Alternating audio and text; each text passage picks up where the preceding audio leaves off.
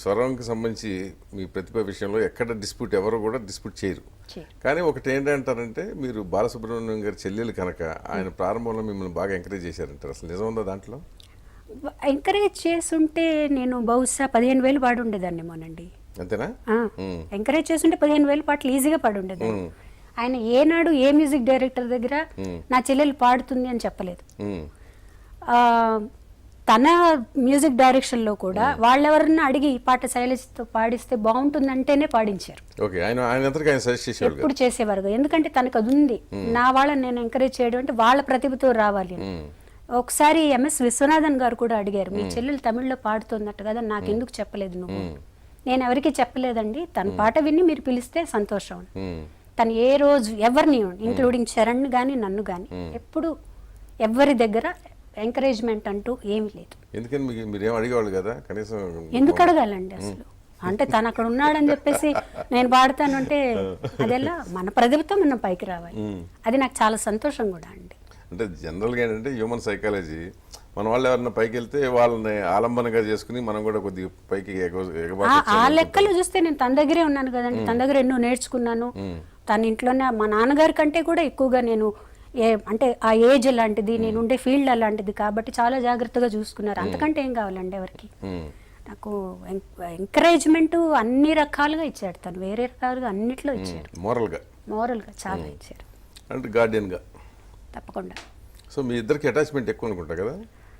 ఎక్కువే, ఒక రకంగా చెప్పాలంటే ఎక్కువ. నాకు భయం కూడా, భయం అంటే ఇన్ ద సెన్స్ మా నాన్నగారి తర్వాత ఎక్కువ, నాన్నగారి కంటే కూడా తన దగ్గర ఎక్కువ పెరిగారు. ఊహ తెలిసిన తర్వాత ఎక్కువ పెరిగారు, తన దగ్గర పెరిగారు. తర్వాత నాకు ఊహ వచ్చి నేను మద్రాసు వచ్చేటప్పటికి తనకు ఒక స్టేచర్ ఉంది.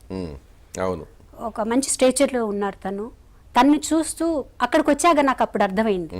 అప్పటి వరకు నెల్లూరులో ఉంటే హాలిడేస్ తన కార్లో ఎప్పుడన్నా రావటం, ఏదో సినిమాకి నైట్ వెళ్ళటం వచ్చేయటం జరిగేది. ఇక్కడికి వచ్చాక ఆ ఒక స్టేచర్ రావాలంటే ఎంత కష్టపడాలనేది నాకు తన దగ్గర ఉన్నప్పుడు అర్థమైంది. అది ప్లస్ నాకు తనకి దాదాపుగా 17 ఏళ్ల తేడా ఉంది. మా ఇద్దరు 17 years ఫాదర్లీ ఫిగర్. తను కూడా ఏంటంటే ముఖ్యంగా నాన్నగారు నన్ను నమ్మి తన్ని ఇక్కడికి పంపించారు. నేను జాగ్రత్తగా చూసుకోవాలి, కొంచెం స్ట్రిక్ట్ గా కూడా ఉండేవారు. సో అందుకని ఆ భయం భక్తి రెండు ఉన్నాయి ఇప్పటికీ పెద్దవాళ్ళపై పిల్లలు వచ్చేసినా కానీ ఏం మారలేదు.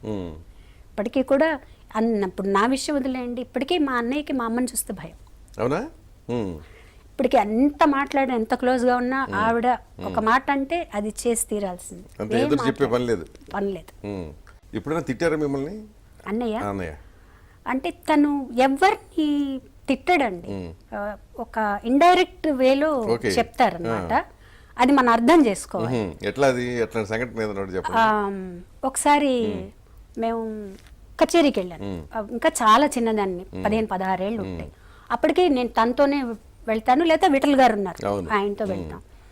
మేము వెళ్ళి ఒక కచేరీ అయిపోయిన తర్వాత ఒకళ్ళ ఇంట్లో డిన్నరు. నేను రాత్రి 1:30 అయిపోయి నాకు నిద్ర వచ్చేస్తుంది. అక్కడ ఒక సోఫా ఉంటే సోఫాలో పడుకున్నాను. తను చెప్పారు నేను లేపుతాను, లేపాక అప్పుడు వెళ్దాము, నువ్వు పడుకో అని చెప్పారు. పడుకున్నాను. ఎవరో వచ్చి లేపారు. 2 కార్లు ఉన్నాయి పోర్టికోలో.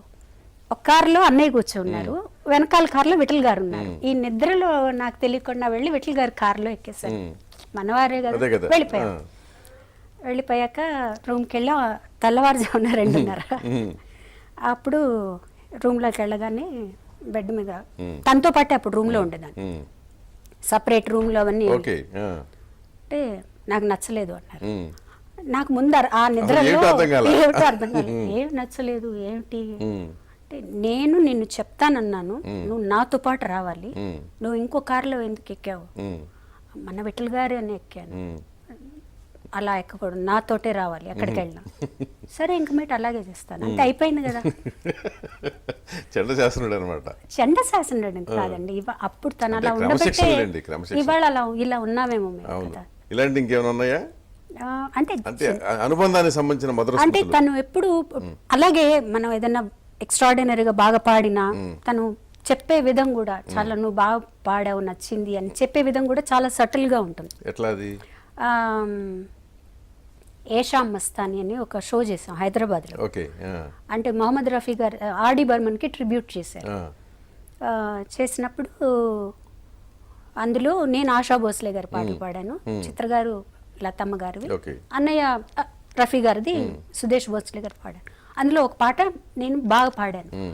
కానీ ఆ ముందు నుంచి ఏంటంటే ప్రోగ్రామ్ వస్తుంది, ఒక్క తప్పు పాడకూడదు, జాగ్రత్తగా ఉండాలి, ఎక్కడ ఒక్క మిస్టేక్ రాకూడదు, ఇది జరుగుతుంది మా వెనకాల. అంటే ఫైనల్గా నేను ఏ డెసిషన్కి వచ్చానంటే అసలు పాడకపోవడం బెటర్ ఏమో, అంటే టెన్షన్ అనమాట. ఒకవేళ మనం తప్పు పాడితే ఎలా ఉంటుంది అని, పాడకుండా ఉంటే ఎంత ఉత్తమం. అసలు లాస్ట్ మినిట్ వరకు ఛాన్స్ తీసుకుని వెళ్ళిపోదామా అన్నంత భయం వచ్చింది. సరే ఫైనల్గా చాలా బాగా వచ్చింది ప్రోగ్రామ్. అందులో ఒక పర్టికులర్గా సప్నా మెరా టూట్ గై అనే సాంగ్ పాడిన తర్వాత స్టేజ్ మీదే తను నన్ను దగ్గర తీసుకొని నుదుటి మీద, అది చాలా రేర్ అండి. అది అంటే ఆస్కార్ అవార్డు వచ్చినంత గొప్ప అన్నమాట. ఆయనకి ఎంతో నచ్చితే గానీ ఆ స్థాయి రాదా? అంతే రాదు. అది మర్చిపోలేనట్టు ఒక అనుభవం. అలాగే నేను ఫస్ట్ సినిమాల్లో పాడినప్పుడు కూడా పాట విన్న తర్వాత నువ్వు ఎక్కువగా సుశీల్ గారిని ఇమిటేట్ చేస్తున్నావు, నువ్వు మార్చుకోవాలి, మార్చుకోకపోతే ఇండస్ట్రీలో కష్టం, సుశీల్ గారు లాగా పాడాలంటే ఆవిడ ఉన్నారు కదా నువ్వెందుకు, ఇలాగే తను చెప్పే వల్ల ఉంటాయి. బట్ ఒకసారి చక్రవర్తి గారి దగ్గర ప్రాణం ఖరీదు సినిమాలో ఒక పాట పాడాను నేను, ఆనంద్ గారు. ఆ పాట పాడిన తర్వాత ఇంటికి వచ్చి అలాగే దగ్గర తీసుకున్నాను, అంతే. మళ్ళీ తర్వాత ఏదైనా తప్పు చేస్తే ఇమీడియట్ గా ఏం మొహాటం లేదు. అంటే ఏదైనా ఒక పాట సరిగ్గా పాడలేదని ఎప్పుడు అనలేదా? చాలా సార్లు అన్నారండి, చాలా సార్లు. ఇంకా బాగా పాడుండొచ్చు. ఒక డబ్బింగ్ సాంగ్ ఏదో పాట నాకు సరిగ్గా గుర్తులేదు, ఒరిజినల్ గా జానకమ్మ గారు పాడారు. తను ముందు పాడాడు, తర్వాత నేను వచ్చి పాడేశాను. ఆ తర్వాత ఇంకో పాట పాడాం, అది తను ఏదో ప్రీవ్యూ థియేటర్లో కలిసాం అనమాట. కలిసినప్పుడు అప్పుడు ఆ పాట చాలా బాగా పాడావు, ఈ పాట ఇంకా బాగా పాడుండొచ్చు, నువ్వు సరిగ్గా పాడలేదు, మళ్ళీ పాడితే బెటర్ అంటే అక్కడ చెప్పేసి వెళ్ళిపోతారు. అంటే అర్థమైపోవాలి అంతే. మీరు ఎప్పుడన్నా ఆయన విషయంలో ఈ పాట అంత బాగా రాలేదని ఎప్పుడు చెప్పగలిగారా? నెవర్. అవకాశం ఆయన ఇవ్వలేదా, లేకపోతే చెప్పడానికి లేదు? భయం ఏం లేదండి, భయం ఏం లేదు. ఎప్పుడన్నా ఇప్పుడు ఈ మధ్యలో ఎప్పుడన్నా కచేరీలకి వెళ్ళినప్పుడు ఎప్పుడన్నా శృతి సరిగ్గా పాడానా, ఫస్ట్ నోట్ కరెక్ట్గా వచ్చిందంటే వచ్చిందని చెప్తాను, లేదన్నా అక్కడ కొంచెం ఇబ్బంది పడ్డామని చెప్తాను. అదే మొహమాటం ఏం లేదు.